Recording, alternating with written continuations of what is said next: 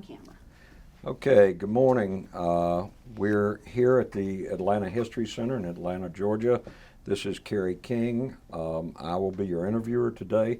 I am an Army Vietnam veteran, so I understand you're a Navy veteran. We're here to interview, it is August 25th, 2017. It's about 10:40 a.m. And we're here to interview Lawrence Fish, and I understand you go by Larry. Yes. Okay. Larry lives in the Chamblee area. I'm going to have him tell you about that.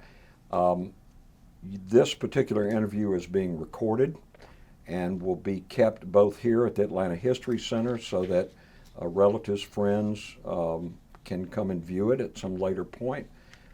You will also have access to it, both digitally and otherwise, for yourself and for your own archives.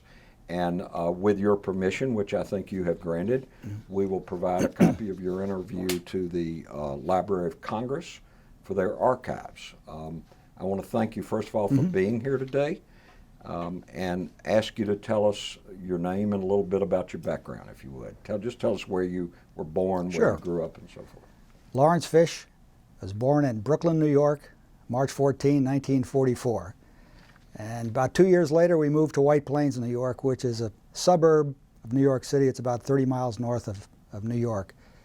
I'm one of 4 boys, number 3 in the line. And we all went through the White Plains school system, and all of us were in the service, 3 Navy and 1 Army. What about your father? Was your father in the No, my father was rather old. When World War II started, he had a couple of kids and he worked for a defense contractor, so he was exempted. And as far as I know, I mean, nobody before that in our family, but who knows, in the 1800s, I don't know. So that was it for military before my generation. And growing up in America, I just assumed I was going to be in the military. That was part of life. That's what we did. And in the shadow of World War II in Korea, there were a lot of veterans around, and we looked up to them. And they told us stories, and there were patriotic shows on TV, so we thought about it. And of course, we had that other thing behind us, which was the draft. And that was hanging over our heads at all times.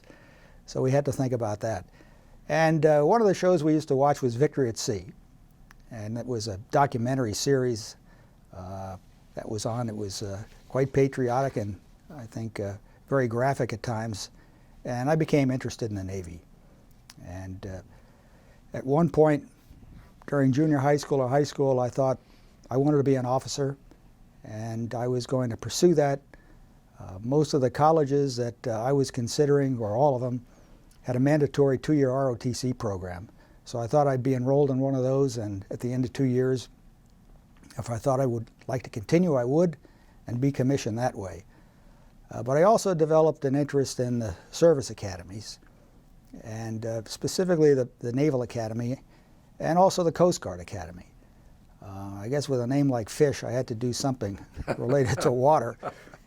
And so during my high school years, I applied to both, got a congressional appointment to the Naval Academy. The Coast Guard Academy is all competitive, so I had to take a competitive exam, and I was accepted at both schools. It was a tough choice, but I thought the Navy, in the long run, would offer me more career choices and opportunities simply by being a larger service. And so on the day after I graduated from high school in 1962, off to the Naval Academy, and I was there the next day. Got my head shaved, stood in line with 1,200 or 1,300 others, sweating, getting our equipment, everything from razors to underwear to basic uniforms. And then we marched off and learned how to stay in step together. And everything we did that summer was marching around, learning about the Navy, drilling, sports, just basic indoctrination to prepare us for when the brigade returned in September. I spent my 4 years there. I did reasonably well academically and in the military organization. And back then, some of the training we had between the academic years, and by the way, we pretty much took an engineering program. Everybody had some basic amount of engineering. They were just starting a majors program, so some of us had double majors as well. But after the first year, we, as a group, had some Marine training, Marine Corps training, and then we were assigned to ships that we picked up in Norfolk and went up the East Coast to New York City for Fleet Week, and then down the St. Lawrence Seaway. I was on a cruiser, the Newport News, with a bunch of other guys. We all had enlisted billets, so we could understand what the enlisted fellows went through while aboard that type ship and every other ship in the Navy. Then second year started, and that following summer, between junior and senior year, most of the guys went for aviation training. I did not. I stayed behind with some of my classmates to train the incoming plebe class. We had a couple of days of aviation training, but that was about it. We all took summer courses in, I believe it was navigation. There was also some marine engineering, some naval architecture, and even computers. And the computers were pretty primitive back then. They had IBM cards, and we learned how to type on typewriters. And did you, it was your choice not to go to the aviation training and to look at other types of training, or was that, how did that occur? Well, we were more or less selected, but I think if we had opted for aviation training, we could have gotten out of the plebe summer training detail. I see. But since I knew I didn't want to be a pilot at that point, I stayed behind. Okay. And then the following year, I had taken a bunch of German courses, and the summer between my junior and senior years, I was sent on an exchange cruise with the German Navy. Two of us went over there, and the ship was a DE type, much more modern than the ship I'd been on our cruise. And that was a wonderful experience. As it turns out, the CO and the XO, the executive officer, had both been U-boat commanders in World War II. And they were very interesting guys, but obviously at that point they'd committed to the German Navy and NATO and were big supporters of their Navy and ours. So this was actually a German ship? Yes, it was a German ship. So I had to speak German aboard that ship, although a lot of them were practicing their English, so somehow we managed to get along. Some of the technical stuff was difficult at times, but they explained it enough that I could understand it. And I had the opportunity to go home with several of these folks on weekends and meet their families, and that was quite an experience. You did that for the whole summer between your junior and senior year? Yes, we had some time off, but that was the only thing I did that summer. Managed to get up to the Berlin Wall, went through East Germany on a train. It was, a very valuable experience. Came back, went through my first class year, senior year, and graduated with a great class of 1966. And after some temporary assignments, wound up assigned to the USS Norris DD-859, a destroyer, an old World War II class destroyer, home ported in Newport, Rhode Island. Is that Norris with an N? Norris. Okay. So you were at that point commissioned as an ensign? Yes, I was an ensign, and I was assigned to the weapons department. There's operations, engineering, weapons, and supply. Supply has their own career path. And I held several jobs in the weapons department. We rotated some of these. One was first lieutenant, who was in charge of the deck force. Other time I was fire control, gunnery and fire control officer. And I also was the dash officer. DASH, one of these Navy acronyms for Drone Anti-Submarine Helicopter. So we were ahead of our time. We had a jet-powered drone. It was a helicopter, had a 20-foot wingspan, carried 2 torpedoes. That was a lot of fun. No joke. So that would have been the first drones, I guess, in operation in the active military. The day I went aboard the ship, they had just returned from a 7-month Vietnam cruise. And Norris never went back to Vietnam. She just made a couple of med cruises before being decommissioned. And so we just did local operations that summer. We were still fighting the Cold War, so a lot of ASW stuff, a lot of plane guarding for carriers, operating with multi-ship groups off the East Coast, up and down the East Coast, the Caribbean. And then we went into the shipyard in Boston. For the non-Navy folks, tell us what ASW was. Oh, anti-submarine warfare. All right, good, thank you. And so the ship went in for a 4-month overhaul in Boston Navy shipyard. And early in 1968, we came out of the yards, and before any ship rejoins the fleet, it has to go through significant training and qualifications, meet all qualifications, so that it's combat ready. So on the East Coast, we go to Gitmo, Guantanamo Bay, Cuba, and we spent 2 months down there drilling, being tested. And this is still on the USS Norris? Yes, on the Norris, and this is early '68. Okay. We then deployed to the Med for 6 months. And in the Med, we operated with U.S. carriers. We operated with other navies, the Greek Navy, the Italian Navy, the Turkish Navy. And there were probably others. Sometimes alone with each of those, sometimes with multinational groups. Two of us went up into the Black Sea, through the Dardanelles up into the Black Sea, I guess to prove freedom of navigation. And while we were up there, of course, we were tailed by the Russians, and they managed to fly a jet over our bridge every day at noon at about 100 feet over the ship. A MiG?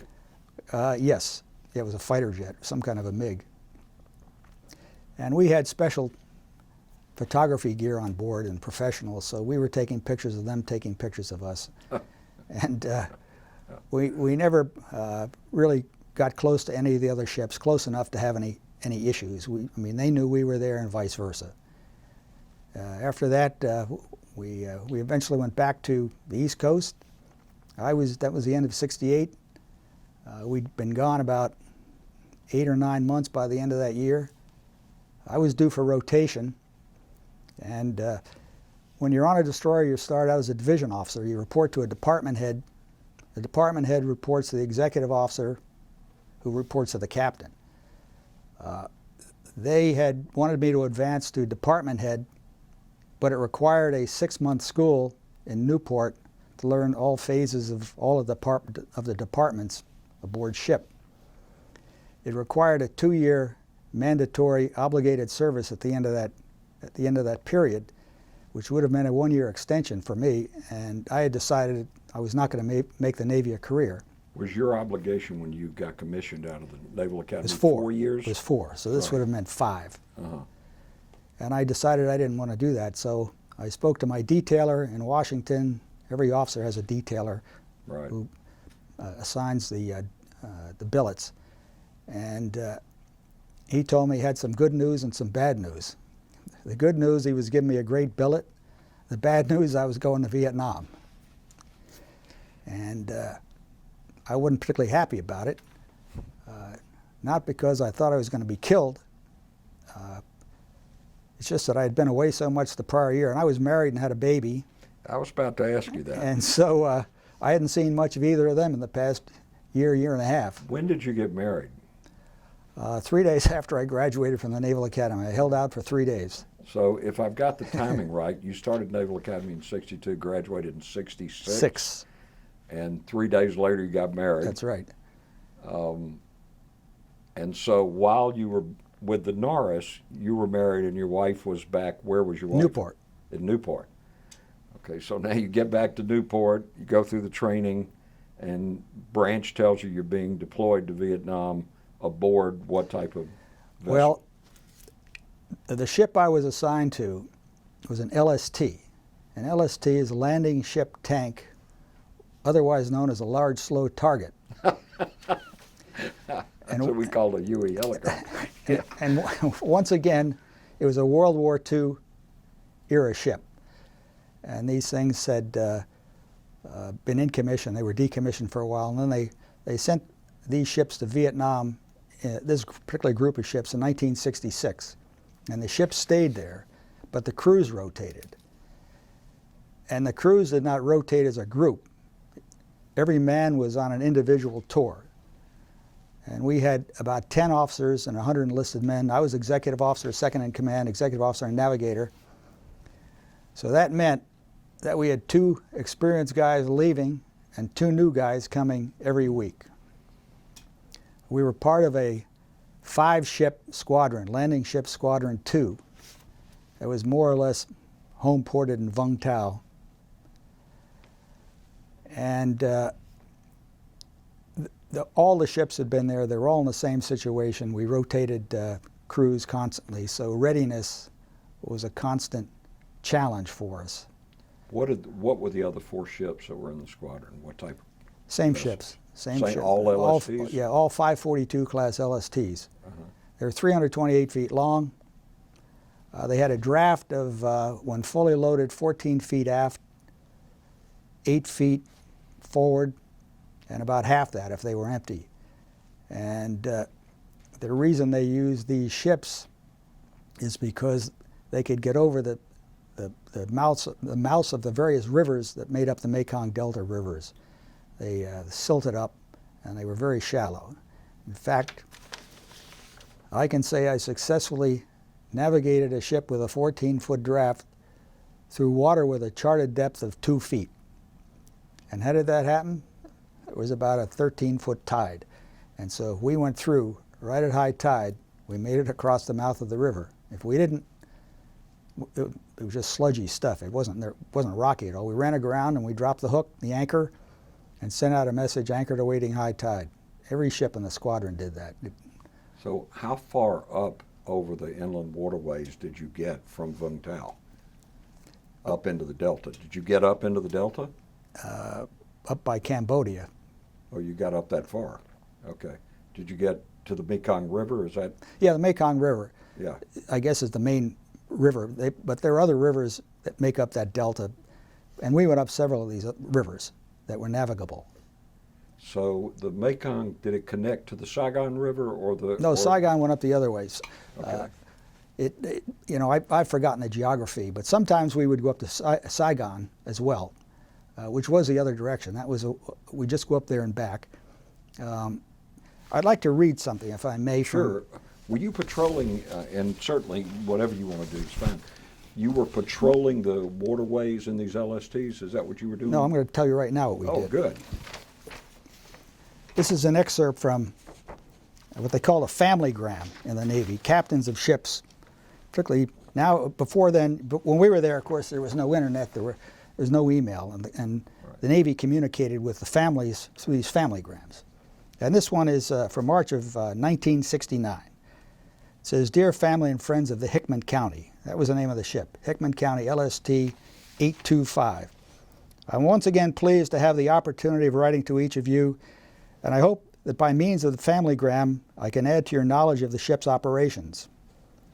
For the benefit of our new readers, the Hickman County's mission is to supply Allied forces along the rivers and coast of Vietnam. We operate primarily in the rivers of the Mekong Delta, hauling such items as ammunition, lumber, cement, barbed wire, medical supplies, and foodstuffs. Utilizing the ship's main deck and tank deck located just below the main deck, the Hickman County can carry as much cargo as a good-sized merchant ship. American and foreign merchant ships bring supplies to Vietnam, but are unable to navigate the shallow rivers.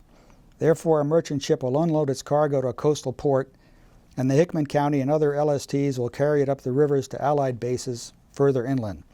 The Hickman County operates on landing ship Squadron 2, made up of 5 ships, all of which perform the same basic mission." And so, my question pretty well. Did you get up to Dong, Tam, and Incanto? Oh yeah. Yeah. Oh yeah. I'm pretty familiar with those areas. Many times. Most of the time we would pick up a load at Vung Tau, and these ships beach. They have to beach them at high tide. because otherwise they'll float away when the tide comes in. So you beach them at high tide, which means you can't go anywhere for 12 hours. Ships are loaded up and back off the beach if you can, or you get pushed off the beach, and you head up one of the rivers. I think Tam was past, I can't remember what the name of the town was up there. That was the second stop. Canto? Canto. No, Canto was way down the other side. It was Other side. that was very far south. And I'll think of the name. I'm having a senior moment here. But in any event, we would go across the bars, and the ship, we always had a modified general quarters, which meant that half the crew was at general quarters in case we got shot at. The guns were loaded, and the biggest guns we had were 40 millimeter, which were plenty big enough to knock down trees and anybody who stuck his head up if you could find them. And the rivers are fairly narrow in places, so this was plenty. And most of the times, when these ships got shot at, it was one shot, and whoever took the shot got up with a shoulder-mounted rocket, fired it, and then ducked down, and so the ship would shoot, make a lot of noise, and be out of range very quickly. One of the other challenges, in addition to readiness, and of course the admin that goes with that, all the bookkeeping for all these people coming and going, was just the navigation issues on these rivers. And the currents were quite strong. And so when we would get to one of these ports, if we didn't get there at high tide, we would have to anchor in the river. And any time we were anchored, we had roving patrols on the ship. There were 2 men walking around with loaded rifles and grenades. And they shot at anything in the water that got close to the ship and threw grenades down periodically anyway. And this was 24 hours a day. At night we had floodlights in the water. We figured it was more dangerous to be dark and not see somebody swimming than it was to be lit up like a, fireworks display. Sure. And so it was hard to get sleep at night because there were grenades going off all the time. But there was a ship, I think it was the Westchester County, that was not in our squadron, another ship that had significant damage from a mine that was attached to some kind of a floating plant that the enemy floated down the river, ran into the bow of the ship, and put a big hole in it and killed some people. And we were trying to avoid that, so we shot at anything that was in the water that got close. We would then beach the ship, but it had to be slack water so it wouldn't sweep the ship sideways while we were trying to beach it. And these ships had diesel engines, 2 diesel engines. They were locomotive engines, essentially, that had been modified for seagoing use. I mean, they'd done it for years and years. And I'm assuming the engines that were on this ship weren't the ones that were in use in World War II. At least I hope they were. Can't be sure. Our sea rations sometimes were World War II vintage. So we would beach the ship, and we would very often, because of the strong currents, we would put out these very heavy wires at an angle to about 3/4 of the way back in the ship and attach those things to something on the beach. Some of the ports had fixed objects, but most of them didn't, so sometimes we used a tree. Sometimes the Army would drive a bulldozer up, bury its blade, and anything we could. We always had a watch on the bridge. I mean, the ship was ready to run the engines, even though we couldn't go anywhere because the tide was receding. But we had to keep the stern from being washed downstream. And these wires didn't always hold. And so the engines would have to be started and pushed up against it. Sometimes we had to run the engines anyway, or at least one, with the rudder turned into the current. And we were there for, in most places, 12 hours to 24 hours. And you had mentioned Canto earlier. Well, that was where I first met the ship. But when we first left Travis Air Force Base, California, we flew to Hawaii for a refueling stop. Then we went to Guam for another refueling stop. We're meted by a group of Marines who were going the other way, and they just laughed at us when we got off the plane. And then we flew into Tonsanute, and it was on a chartered airplane. I can't remember, it may have been TWA or World Airways or one of these. Flying Tiger also flew some of those commercial trips over there. That's how I went on Flying Tiger. So the pilot said, we're going to make a very steep descent when we get near Tonsanute. Don't be afraid. We do this all the time. And sure, he said, you know, we don't want to be shot down by somebody, so we're going to, and we did. We made a very steep descent, landed at Tonsanute, went through some building where they made us turn in all our dollars for military scrip. We call it monopoly money, I guess to at least dissuade somebody from entering into black market transactions with dollars. And this stuff, I think we called it funny money. Funny money. And you used to have to change it out every few months, if you remember. That's right. And they were going to give us greenbacks when we left the country. So anybody who was in the Navy went over to what was called the Annapolis BOQ BEQ, where we were processed into the Navy. And this was at Tonsanute? No, this was in Saigon, somewhere in Saigon. They must Okay. put us on a bus or a truck or something. All right. We had a bunch of us went over there, and we got checked in, and I don't remember much about it. It was fairly Spartan. They must have had some kind of dining facility and a bar, of course. And I do remember that out front, there was this heavy mesh screen that boxed this building in, and right beyond that was the street. And there was a steady parade of green trucks and motor scooters, motorbikes, and so forth. And they told us, well, don't really go out there, because every once in a while somebody throws a grenade against the screen, and you know, it can blow a hole in it. Got your attention, didn't it? Well, after being in that BOQ for a couple of days, we took our chairs outside and sat there anyway, you know, probably had a beer. The problem they had with me is they couldn't find my ship, because every time they'd find it, it would leave and go somewhere else.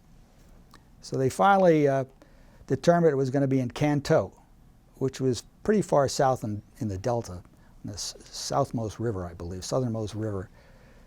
And so they took me by bus or over to, I don't know whether it was Tonsanute again, it must have been, got on a C-123, which looked like a flying baked potato, and flew down to Canto, maybe a few hundred feet off the deck. And here when we flew into Tonsanute, you know, we're at X thousands of feet, and now we're a few hundred feet. And the pilot said, we have to stay low so they can't see us far away. We landed at Canto. I managed to get a ride from somebody over to the waterfront. I got to the waterfront and the ship was gone.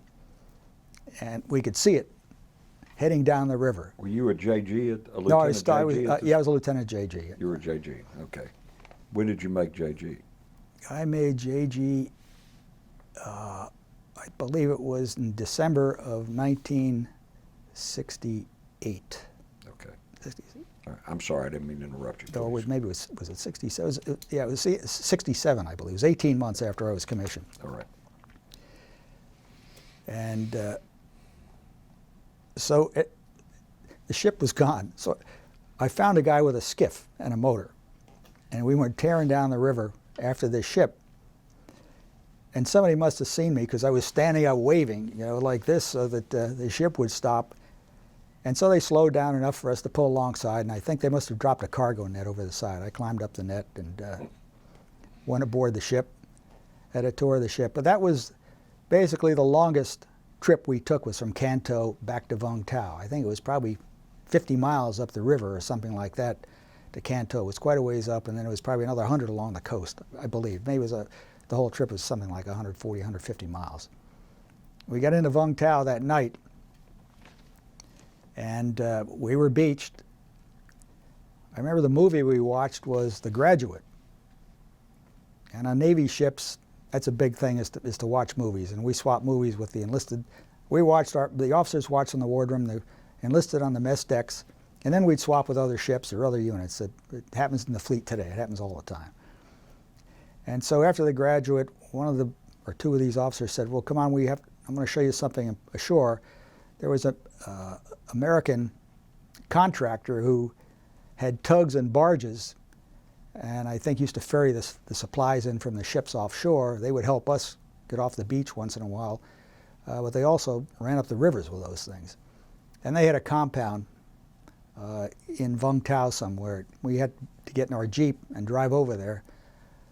Well, as soon as we got away from the ship, down the road, the mortars and rockets started coming in, and the ship, the ship was okay, but the town and the base was under attack. So we ran over to the it's called Alaska Barge and Transport, AB&T compound. Jumped out of the Jeep, ran in, because they knew where bunkers were. We ran into a bunker, and a couple of their employees were in there with their gin and tonics. You know, welcome boys, how are you? So we just sat there and shot the breeze with these guys for, I don't know, 15 minutes, a half hour, however long it took. Then we just went inside to the bar, had a couple of drinks ourselves, and then the shelling started again. So this time we brought our drinks out to the bunker.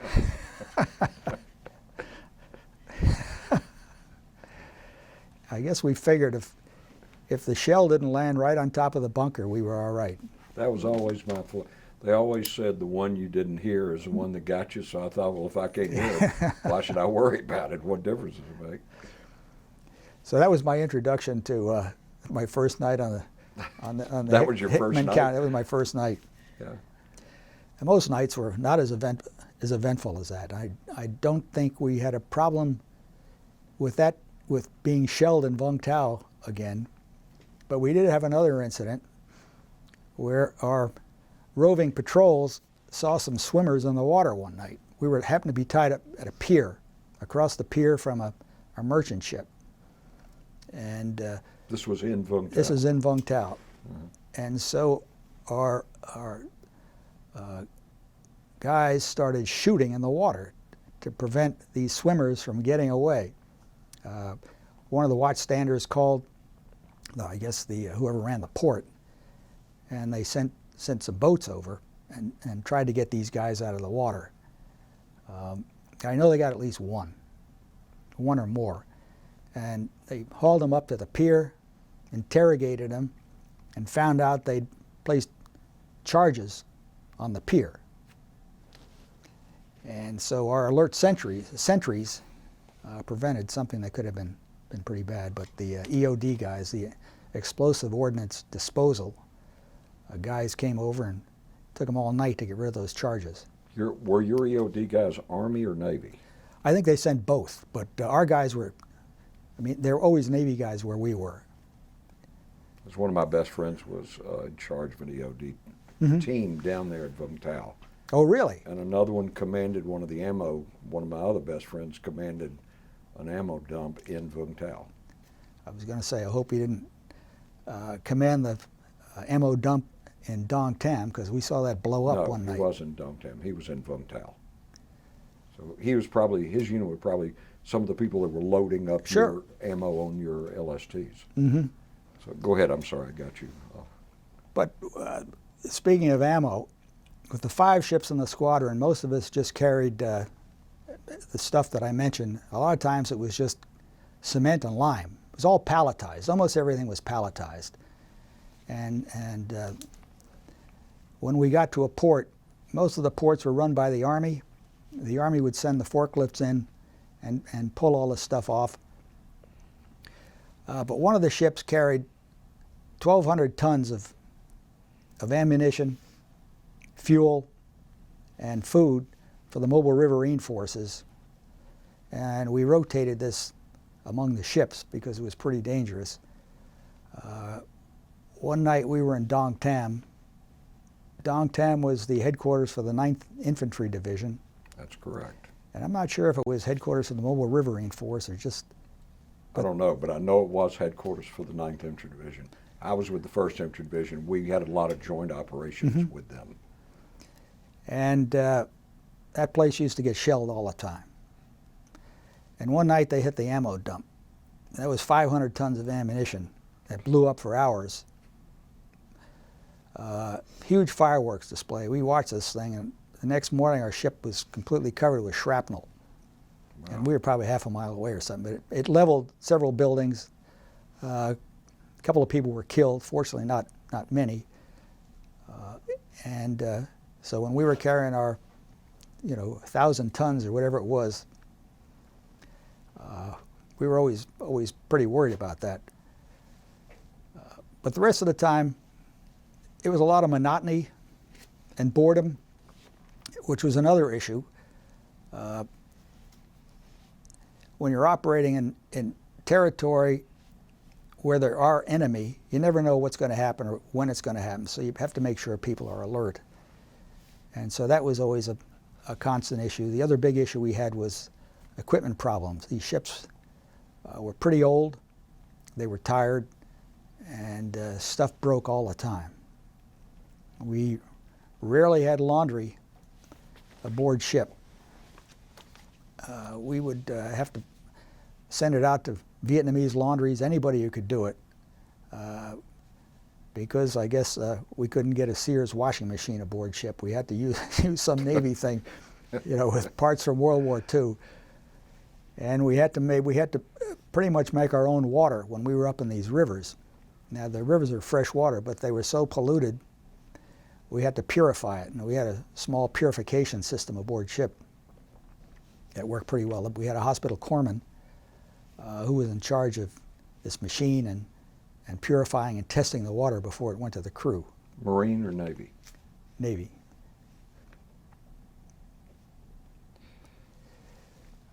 That was not a problem. I think people only got sick one time. He probably dumped so much chlorine in there, it killed anything that moved. But so then we would back away the next high tide and go to the next town. And if we were going from, say, Dong Tam, we went to Vinh Long, which was farther up. We would go to Binh Tui around the, I don't know, it was a Bassac River, I believe, and then down to Canto, and then back to Vung Tau. We didn't stop at all of those places every time. We might only stop at one or two of them. And we rarely took a backload. But at the end of 6 months, about 6 months, the Navy decided to turn the Hickman County over to the Philippine Navy. So we went to Subic Bay in the Philippines to do that. We had been there one other time. It was in June of 1969. We had needed some engine repairs, I believe. So we went to Subic Bay, Philippines, and it happened to be, there were two significant events that I recall. One was, that's when man first walked on the moon. I saw that along with some of the other guys on TV somewhere. It must have been at the Navy Exchange or somewhere. And the other significant event was there had been a collision between the Frank E. Evans, which is another one of these World War II destroyers, while operating with Australian carrier Melbourne, along with other ships. And somehow there was a collision at night. The Evans was cut in half. The forward half of the ship sank, and the aft half remained afloat. 74 men were lost, and the Evans was towed to Subic Bay, and I was able to see that ship in dry dock. Incidentally, on that incident, I'm glad you brought that incident up, because there is a move afoot, which I'm sure you're aware of, to treat those 74 men as Vietnam War casualties and put their names on the wall. And there is a big, both political and ex-military move that's been joined by all services to try and add those names to the wall. Mm-hmm. And the resistance has been, well, it didn't happen in Yankee Station or Dixie right. Station or in Vung Tau, so therefore they shouldn't be there. And that seems to be the opposition. But I think that it's gaining some momentum in Congress and in the Department of Defense. Yeah, the ship had come off the gun line. I mean, it had been operating in Vietnam, and as I said, we were still fighting the Cold War, so they used to pull these ships off and go through other exercises, ASW exercises and so forth, because they never knew when they might have to leave Vietnam to do that. And so they were apparently operating in some complicated zigzag pattern at night with multiple navies, all speaking English, which is interesting. I mean, that's the universal language of certainly of NATO and of SEATO. This was a SEATO, SEA, Southeast Asia Treaty Organization, and this was a SEATO exercise. So there were ships from other navies as well, and so understanding some of the radio communications was tough. And so I don't know exactly what happened, but these 74 guys were unfortunately lost. And as you said, they were outside the war zone. You're in the war zone if you earned combat pay, and so they weren't for that particular operation. And that's been the resistance, but doesn't make sense to me. But yeah, to me either. I'm with the Navy on that one. Mm-hmm. So that was June of '69. That was June, and then in November, I think it was November, we went back to the Philippines, and to navigate, which again was a challenge whether we were in the rivers or out in the ocean. We were operating with World War II technology. We had a radar with an 8-mile range, but if we didn't remain 10 miles offshore, we ran aground. So the radar was absolutely no good. And so we were shooting stars like they did in the old days, and it worked just fine as long as it wasn't cloudy. And so we got to Vietnam, and both times successfully. We didn't hit anything. We found the right port and the right island, and got there in November to turn the ship over. And we were getting another ship, the Clark County LST 601, similar class. This ship was supposed to be better than the one we were on because they had put rebuilt engines in and other auxiliaries as a result of this ship having had an accident while beached. Apparently the tide blew her sideways, water got into the engineering and the tank deck and flooded everything. So they had to tow the ship to Guam, I think, and dry dock the ship and rebuild the engineering spaces. And so we got that ship as a result of that. They unfortunately forgot to replace the wiring.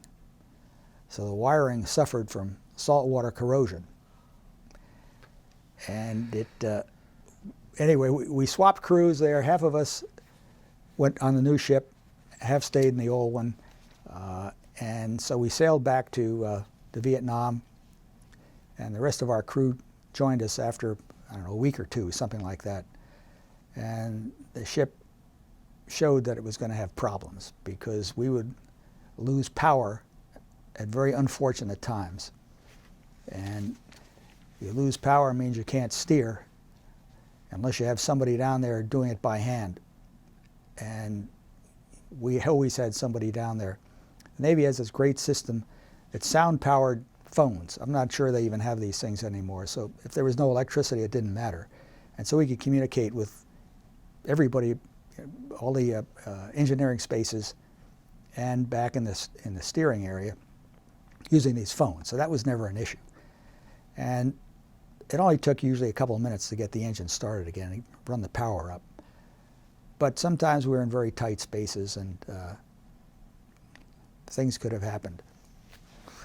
One time we were in Saigon Harbor, which is lined on both sides by merchant ships, and we're cruising down the river and we lost power. And that's dangerous. Well, fortunately, we were going with the current, so we were at least had forward momentum and we could kind of steer. And it turned out to be no big issue, but this happened all the time, unfortunately.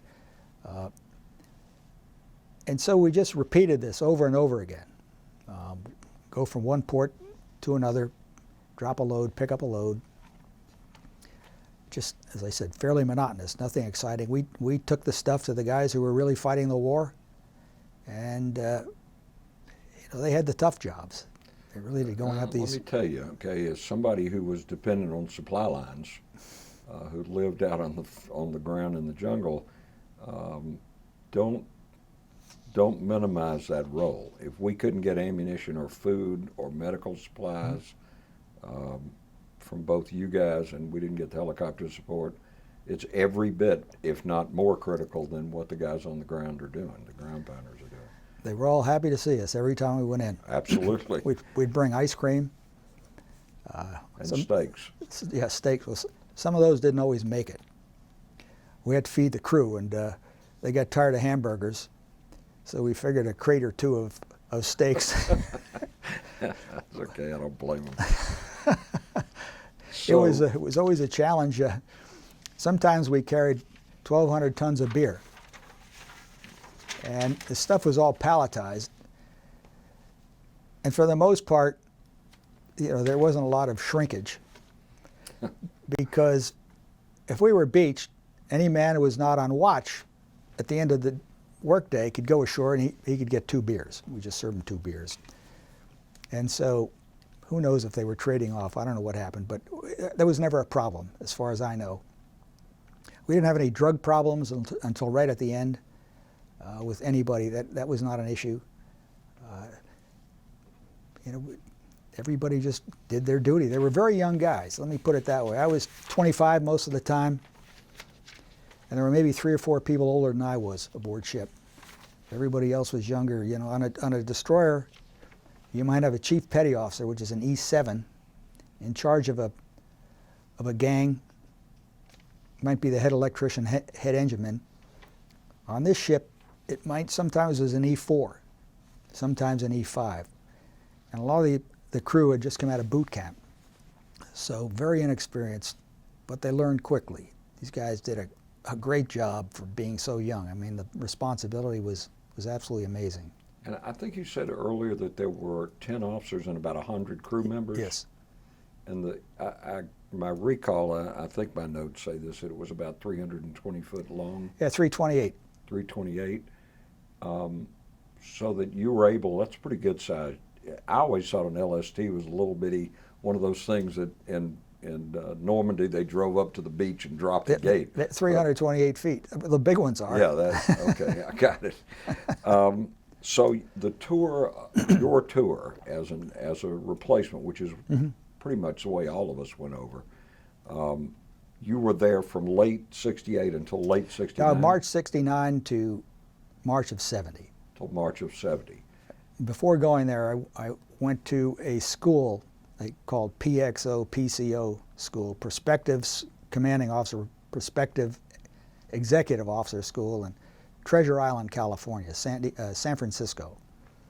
And Did you make full lieutenant while you were there? I made lieutenant in June of 69. Okay, After so 3 years. While you were still there. Yes, 3 years after I was commissioned. Did that elevate you to CO of the no, ship? The COs were all lieutenants as well. Okay. The first fellow I worked for, Mike Bickle, had graduated the Naval Academy class in 1961. And so he was 7 years out of the academy when he became commanding officer. So he would have been probably ready to make lieutenant commander when he went back. And he left shortly before we got rid of the Hickman and picked up the Clark. His relief had been a former enlisted man. He was I think an electronics technician, and very, very smart guy. They have a program called NESEP, Naval some electrical science or Navy enlisted scientific program. I don't know what it is. But basically, they take these enlisted men who show outstanding qualities, and they send them to college. After they graduate from college, they're commissioned. And so this man, Norm Davis, had several years as an enlisted man, and then was commissioned. And so he was a little older than the average CO on at least the ships in this squadron. He had come off a destroyer. I think he was operations officer, and that was probably, of course, he'd been a division officer before that. So I don't know what he did after he left. I don't know what Mike Bickle did, and I worked with another fellow for a short period of time when we first went aboard Clark, John Black, also Naval Academy class of '61. He was just finishing up his tour on Clark, and so he turned the ship over to us and then did something else. But they were all lieutenants, but they were fairly senior lieutenants too, so they were all ready to make lieutenant commander when they went back. We had a squadron commander who was an 05 commander, your lieutenant colonel. Right. And he had a staff of, I don't know, half a dozen officers and several enlisted men. And for a good part of the year, maybe 3/4 of the year, they were on our ship. So we were the, quote, flagship of the squadron. And sometimes they were helpful. So during your 12 months there, your 12-month tour, did you lose any men? Did you have any wounded? No, The only injuries we had were guys who stumbled down drunk, or got in a fight or something. It was every once in a while we got shot at, but the rest of the time it was. But they didn't hit anybody. No. You didn't have any snipers or anything that would. No. I think all of the other ships in the squadron were hit by rockets, either the year I was there or the year before. And I believe a couple of guys were killed on one of those ships, but most of the time the rocket would go through the hull of the ship. Then there was a space, I don't know, maybe 10 feet, 12 feet wide that held the berthing compartments and offices and repair lockers and so forth. It would go through that inner bulkhead and stop in the cargo and blow up in the cargo. And if it was cement, it just made a big mess. Okay. But we got shot at directly at least one time. But as I said, most of the time we were in some base that got shelled. So we were lucky. We were just... Very lucky. I mean, it was a great billet, as my detailer said, and everybody got home in one piece. So when you came back, where'd the Navy send you when you came back from Vietnam? Before I go into that, let me just say that I left in I believe it was the first week in March in 1970. We happened to be in the Philippines, so I went up to Clark Air Force Base and flew home. But at the end of March, they deactivated the Mobile Riverine Force. And so they sent I presume they sent the whole 9th Infantry home, or they reassigned them somewhere in Vietnam. I don't know. But they send this squadron of ships back to California, to Vallejo, California. So I don't know what they were loaded up with, and the squadron went over together. There were only 4 at that time. Another one had been turned over to the Philippines, and so there were only 4 remaining ships. But I got back to, I flew from Travis Air Force Base into Travis Air Force Base. I guess I went directly down to San Francisco, got on a plane and flew to Kennedy Airport, and drove home to Newport. I had a few medical issues, and then I was discharged. I got out of the Navy 3 months early. They were kind of winding things down at that point. And so they, rather than give me temporary duty for 3 months, they just said, go home. Do you remember whether or not the Paris peace talks were going on at that point when you got discharged? I believe they were. I think they were in too. In 1970, for sure, they were going on. It seems to me like at that point Nixon they were bombing Haiphong Harbor, and then they stopped and started the Paris Peace Accord discussions. I don't recall the chronology. I do know that the Mobile Riverine Force was turned over to the Vietnamese. I guess that had been part of Nixon's Vietnamization program, and so they were slowly taking over the duties of the Mobile Riverine Force, as far as I know. So when it was deactivated, I presume it was just the U.S. part of it that was deactivated. But I think all that had to do with the bombing and the. Anecdotally, there was always, with the field troops, it was always, they always used to talk about Vung Tau. If we got a 3-day pass and we could only not leave country, we would go down to Vung Tau to the city, the village of Vung Tau, because there were a couple of hotels there. And then the joke used to be that the Army and the Viet Cong used to both vacation at the same beach, so they didn't mess with each other. That's they right. had another area at the beach. I don't know if it was true, but it was a great story. It sounded great anyway. Well, that was the in-country R&R center, Vung Tau. It was. It was. Yeah, and I actually went down there 2 days before the Tet Offensive started, slept most of the first day, and was going to go out and party a little bit in the city, and was ordered back to my unit immediately. So my R&R lasted for a 12-hour nap. Oh, no. And then I had to rejoin my unit because the Tet Offensive was going on. Now, units like the Army, for example, I believe the men got a 2-week break at some point? One week. 1 week? You got. I extended a couple times. So every time you extended, you got another 6-day or 7-day trip. But if you're only there for a 12-month tour, you maybe got one 3-day pass and you got one 6 or 7-day trip. In my case, I went to Hawaii to meet my wife. A lot of guys did that. But some people went to Sydney, Australia. Some people went to Kuala Lumpur and other places. But Hong Kong was another destination. But then you always knew you had to go back after, so Right. it wasn't much fun. Yeah, we were supposed to go to Singapore at one point. We were supposed to go to Australia, but they sent us to Subic instead. I think you would have preferred to go to Australia. So you came back and you were discharged. Right. Did your wife meet you in San Francisco or in New York? Or? No, in New York. My mother, as I recall, she was there with our son. My mother was there. I don't know if her mother was there. My grandparents were probably there. They all live in the same area. I don't remember if any of my brothers were there, but you hear all these stories about these poor guys who were spit on and so forth. None of that happened to me.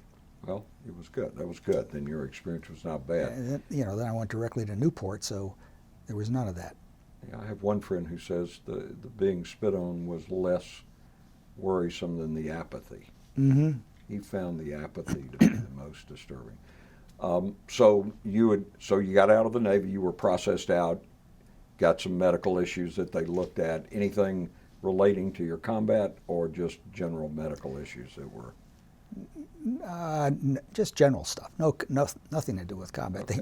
The only thing relating to combat is, in order to get boots, combat boots, our uniform was, shall we say, non-reg.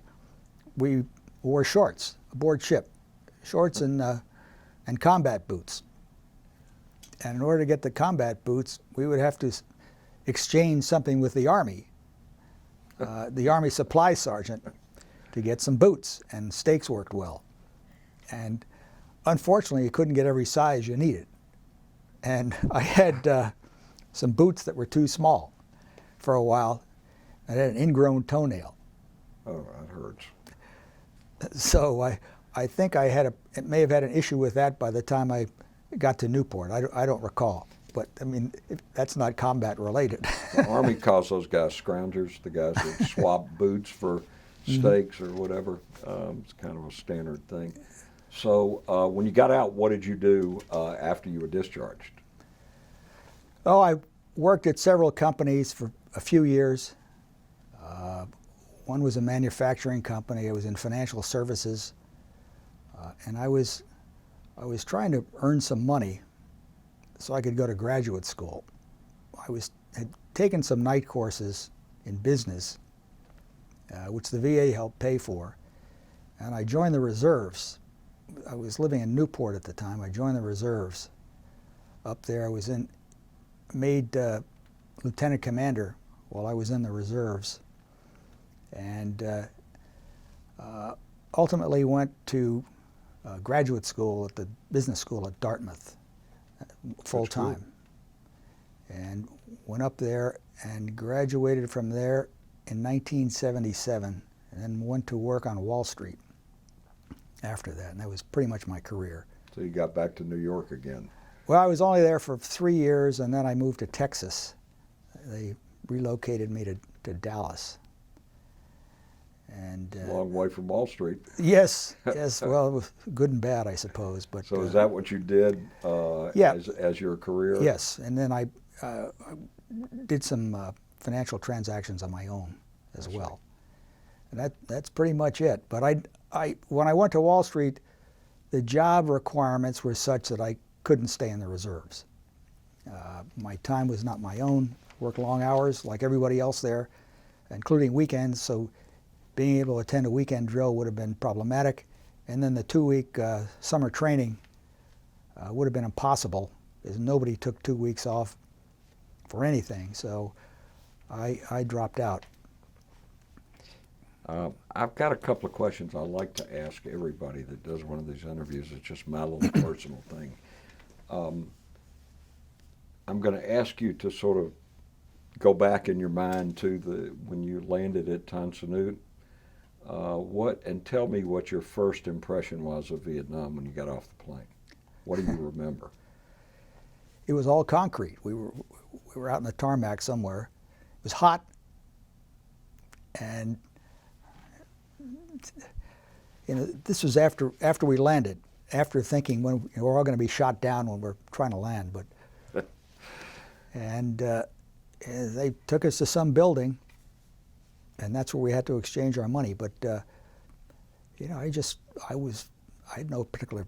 It was just part of checking in. That's all. The heat was your first. Yeah, it was hot. impression. It was hot and muggy. Anything? It's kind of else? like here. Like here, right? Yes. Exactly. Anything else that struck you about it? So a lot of green stuff. Green men, green trucks, green airplanes, green buildings. See, if you'd been in the Army, you would have been used to all that green.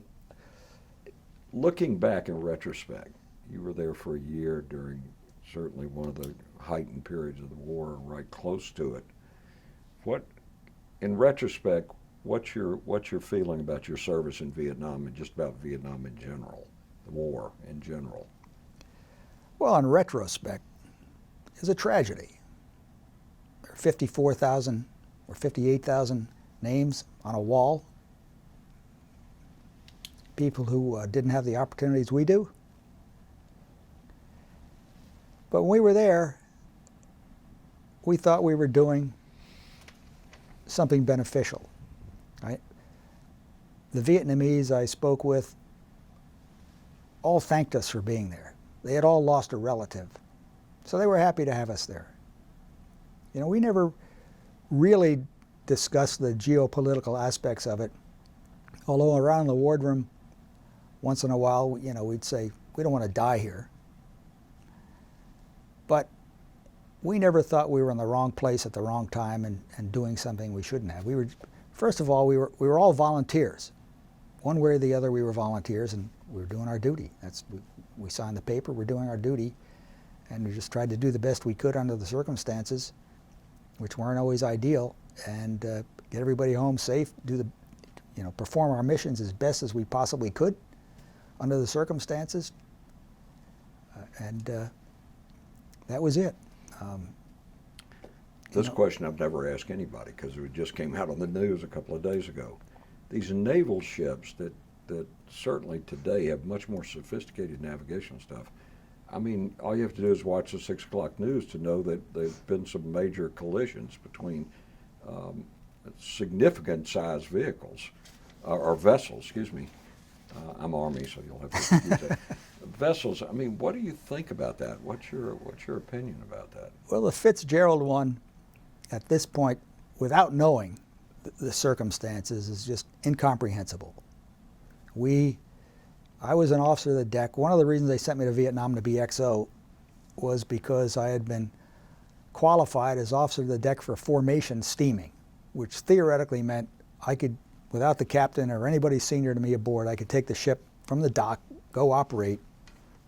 But usually it meant I could run a watch section without I was the senior watch standing officer aboard ship.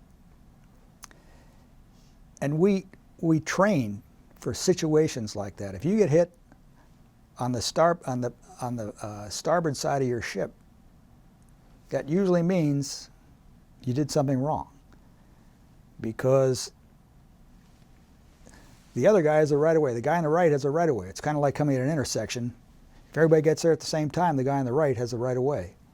So if this ship got hit on the starboard side, it means they were in the wrong place at the wrong time. But The ship was, or the person that hit him was? No, the U.S. ship was, apparently. Unless at the last minute they were going along like this and this other guy turned into him, which doesn't seem to be the case. But we were taught if you're far enough away from this other ship, you alter course and you go behind him. If you can't do that, you turn away from him and you go around, make a 360-degree circle, and you go behind him. The fact that this Fitzgerald got hit on the starboard side seems to indicate that they didn't do that. And I don't know why. And I hope we find out someday, because they should have been trained to get out of the way of that ship. And the second one the other day, the McCain, they may have been operating in restricted waters where there was less maneuverability. Now they got hit on the port side, which would seem to indicate it was the other guy's obligation to get out of the way. But we don't know. We don't know what happened. They may have been,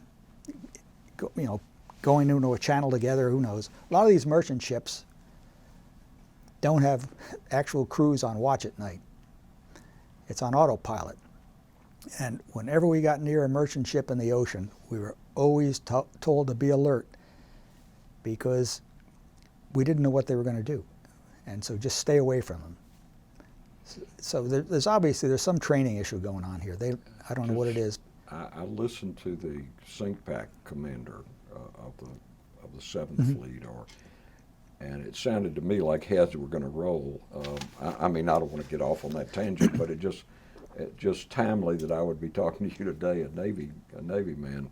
It seems to me with this level of sophistication today, it's hard. Well, there's a to check and understand. balance system. You have CIC, the Combat Information Center, who's tracking these ships. When I was in, we had a radar. Now they've got all kinds of fancy stuff, all these color displays. And we had to plot what we were doing. And we would, whether we were operating with other ships in a formation or whether we were out alone and there was a merchantman, we had to agree on what we were going to do. And they apparently, who knows what happened on these two ships, and the others too. So you got back, got out of the Navy, went into the money business, into the banking, investment, financial business. Did you have any more children? Well, not only more children, I had another wife. Oh, you had a second wife. We all had one of those after the war. I shouldn't say we all, but a whole bunch of us did. Let's put it that way. Well, my first wife and I have 2 children, and 5 grandchildren. Our son lives here. He and his family live here. They have 3 children, and our daughter in Boston, she and her husband have 2. I've been married to my second wife for 34 years. I met her in Dallas. We do not have any additional children.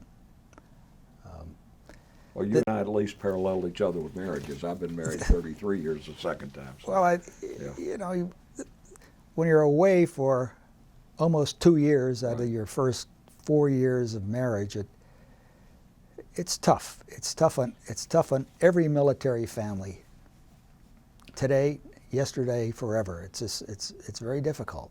Yeah, and that is something I tell people when I speak. They say, "Well, you're in this battle or that battle," and I try to tell them that's just part of the pressure you feel when you're in the military. Part of the pressure you feel is being away from your family, the loneliness, and sometimes the boredom.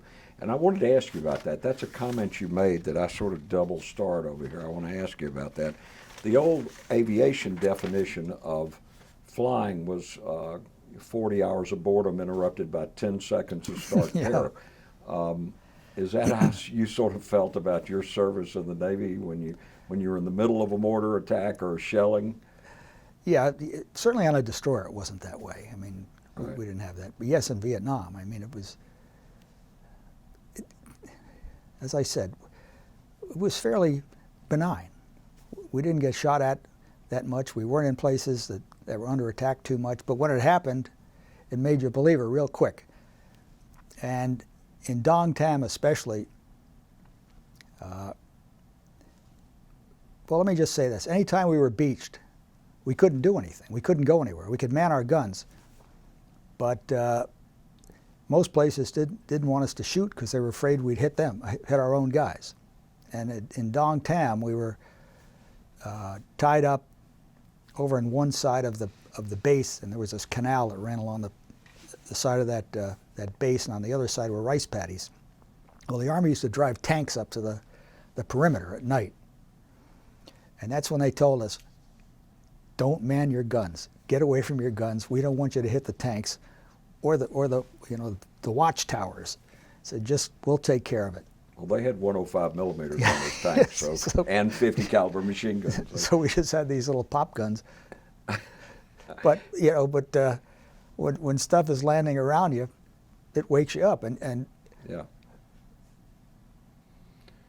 Well, I appreciate it. Is there anything you wanted to add to your interview today that I haven't asked you or that you haven't talked No, about? I would just say the Navy took care of me. The Navy gave me great billets. They gave me every chance to succeed. And I appreciate that, even though I didn't want to make it a career. The billet I got in Vietnam could have been a heck of a lot worse. And I was very lucky. If I had decided to stay in the Navy, that would have been a great credential for moving up the ladder, even going back to the destroyer force. And so they were looking out for me, and I really appreciate that. Have you had any issues with Agent Orange at all? Yeah, I have a slight disability, according to the government, because we were exposed to Agent Orange. Now, did I see airplanes flying over, dropping it? No, but we went through areas that weren't green anymore. You know, you could tell that they were defoliated. But any ship that operated in the zone during a certain period of time is deemed to have been exposed to Agent Orange. And I have one of the ailments that is deemed to have been caused or exacerbated or something by it. But fortunately, nothing serious. You know, a lot of people do. I think the newest VA decision is if you put 1 foot on the ground on one day and you were in the Blue Water Navy, you were actually in the Brown Water Navy. If you were going up to Dong Tam and Incanto and so forth. But the VA has been now opening that up to both Marines and Navy. Sure. It's set foot in country. We just, you tried to break up the monotony in different ways, and sometimes we navigated through some fairly narrow rivers with houses on both sides, and kids used to swim out into the water, and the guys used to drop oranges and apples over to the kids in the water, and they'd swim over and get them. Yeah. And that was always fun. They were waving at us. And of course, we were hoping their brother wasn't ready to shoot us, but right. Or them. Yeah, you didn't know. And one of the things we found that in some of these rivers, there were a lot of fishing boats, and they were all over the place. And we always had to be careful to avoid a collision with these guys. And they didn't observe the international rules of the road, particularly. And sometimes they would cross very close to the ship. And fortunately, we never hit anybody. But finally, we figured out if we sound our horn, make any noise with the thing, they'll turn away. And so they were there. And so we were fortunate. But they came very close. You know, they're trying to live their lives, and here comes this big gray thing down the river. They don't want us there. Sometimes we had to go through areas that, let's just say the Coast Guard hadn't put the buoy system in these rivers. But we had a chart book. It was very interesting. There was a chart book that led us up these rivers, and there were various navigation aids. Sometimes there might be posts with lights on them or signs on them. Sometimes it might say fish nets. Other times you never knew what it was. But it was very helpful, except at night. At night it was very dangerous. And if there were boats, these small boats were out there, it was particularly dangerous. But we were fortunate, you know. Nothing ever happened.